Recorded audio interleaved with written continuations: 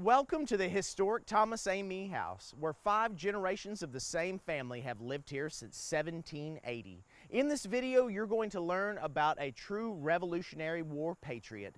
Thomas A. Mee has personal relations with Thomas Jefferson, Andre Michaud, Francis Asbury, and many other characters like the Swamp Fox Francis Marion. So come along in this video as you get to learn a little bit and see these beautiful grounds. Our story begins in 1778 here on the banks of Big Creek in the Holston district. It's at this time that Thomas is given his first Revolutionary land grant for being a patriot. Thomas then hires a Pennsylvania Dutch stonemason by the name of Thomas Harlan to come over here and begin construction of the dam, the grist mill, and the house. Right here behind me is the original stone dam that was completed in 1780. The men that built this were Native American slaves and paid 3 retainers. I am standing inside the original mill site right now. These walls, constructed in 1780. When they first built this, it was both a grist mill and a lumber mill, meaning that they would grind up corn and wheat into flour, but they also would cut plank boards. When we were doing excavations here, we found one of the original millstones buried in the ground, and we've dug that up and put it in front of the restaurant for everyone to see. Travelers that were coming from Washington, D.C. or Philadelphia would have taken what is known as the Old Stage Road. This is the Old Stage Road here at the A. Mee site. Old Stage would have come through Abingdon, Virginia, then on down towards Long Island and Kingsport, eventually terminating here at the historic A. Mee site.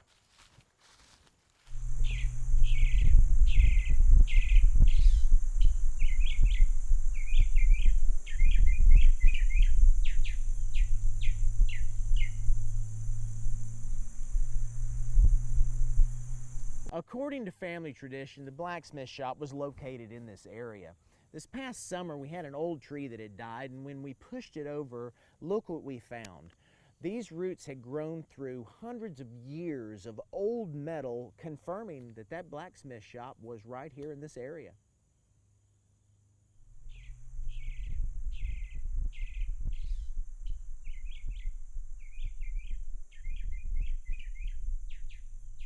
During the western expansion of the Methodist Church, Bishop Francis Asbury in 1790 stayed right here at the A. Mee House. This plaque commemorates the A. Mee House as a historic site, number 498 of the Methodist Church. Many notable statesmen and founders of the United States stayed right here with Thomas in this very house. William Blount was appointed by George Washington as the governor of the Southwest Territory. He stayed here in 1791.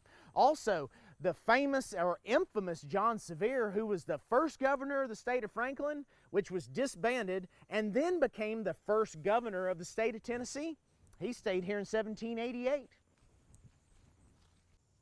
There are many unique features that you can still find on this house today, such as these gun ports. Both upstairs and downstairs you find these. This is how the family would have defended itself against the Cherokee in those days, and that was absolutely necessary.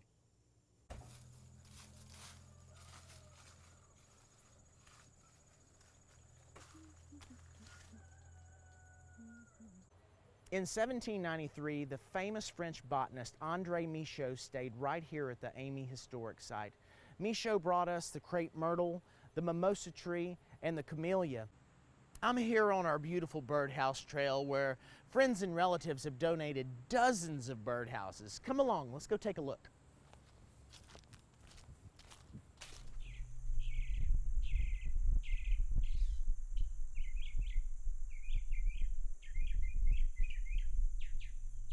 In June of 1776, Captain Thomas A. Mee's 3rd Regiment out of Wilmington is heavily engaged in battle against the British on Sullivan's Island, South Carolina. From that point forward, Captain Thomas A. Mee, as the commissary, is the main supply lines to Francis Marion, the Swamp Fox, and his many adventures against the British. Captain Thomas A. Mee and his mill, A. Mee's Mill, become legendary in the war against the British, so much so that the British commanders in the area target his mill and the Amey family is swept away by the Continental Army up here. Just to show you the significance of this property and Thomas Amey's relation to the founding of this country, here is a small collection of some notables that literally slept here in this house. We have Bishop Francis Asbury, and then we have Andre Michaud. Up here is Governor John Sevier, followed by Andrew Jackson, who burned a hole in the floor over by the fireplace. Up here is Colonel James Robertson, the founder of the state of Tennessee, followed by Colonel Hardy Murphy from Murfreesboro, and last but not least, William Blount down here, signer of the U.S. Constitution.